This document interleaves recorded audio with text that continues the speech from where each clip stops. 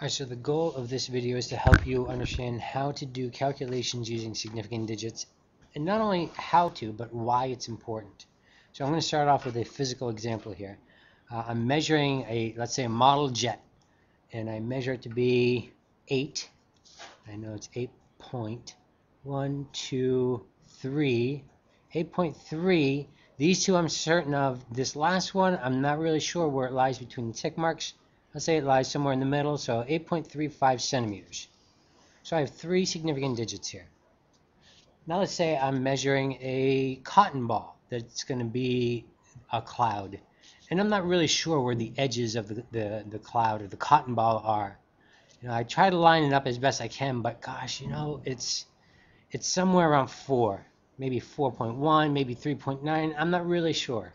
So the best I can say is 4 centimeters. I have 1 significant digit because again this measurement that I'm making is a little fuzzy, whereas this one is fairly certain.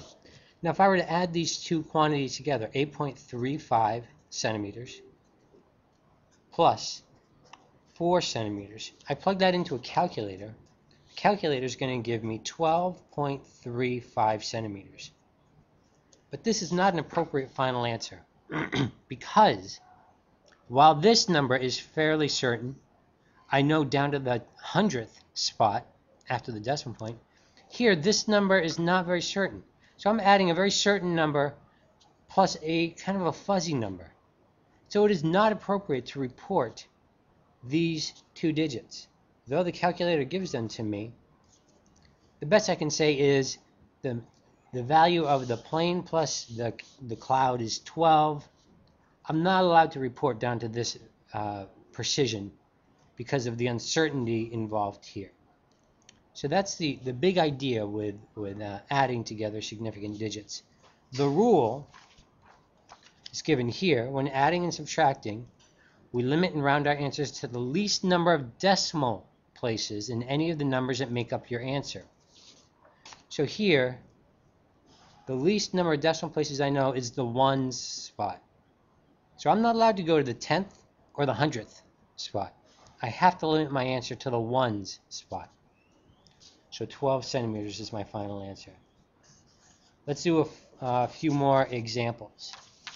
Let's say I'm doing 4.420 plus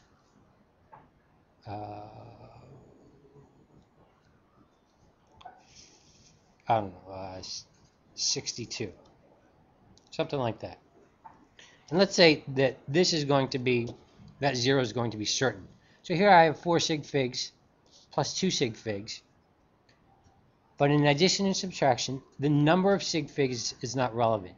It's the spot down to which I know or have a significant digit. So here I have a significant digit down to the 1s spot. Here I have a significant digit down to the 1s spot. So 4482 would be the answer. Let's do something like 78.112 plus 4.6. 5 sig figs, 2 sig figs, but again, the number of sig figs doesn't matter. What matters in addition and subtraction is the spot to which we know our precision. Here I know it down to the 10, 100, 1000th spot, but here I only know to the 10th spot. So while the calculator would give me, the calculator is going to give me 78.112 plus 4.6. That's the value the calculator gives me, but I'm only allowed to report down to the 10th spot because that's the spot to which I have the best precision on the least precise number.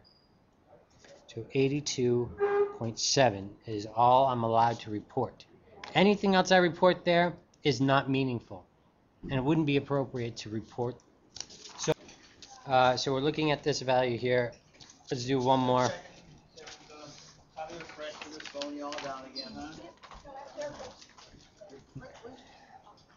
What if we had 1,000 223. Somebody managed to count a number that big, and they add 4 to that.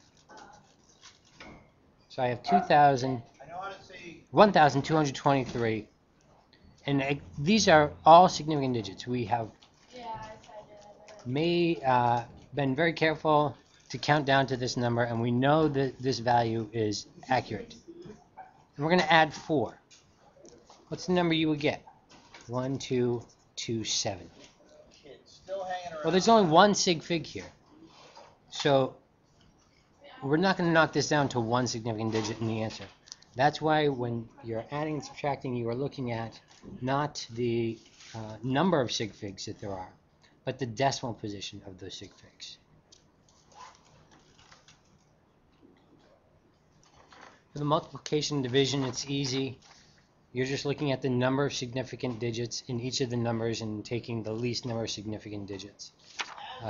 So, for example, if I did 1, 2, 2, 3, and multiplied that by 4, in reality, 1, 2, 2, 3 times 4 is 4892. But because I only know this one sig fig, I would have to round that up to 5,000 and only report this one sig fig.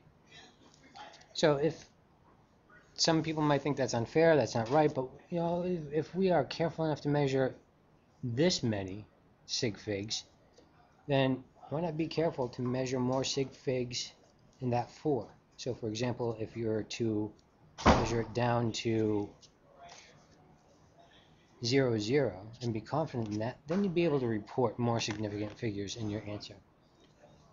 But that's it for now. Again, multiplication, it's the number of significant digits, whereas in adding and subtracting, it's the least position relative to the decimal that you're allowed to report. Here are the answers to this sheet.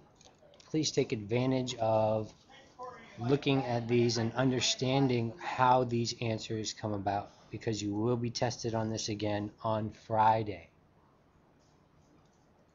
So pay close attention to these values. Okay.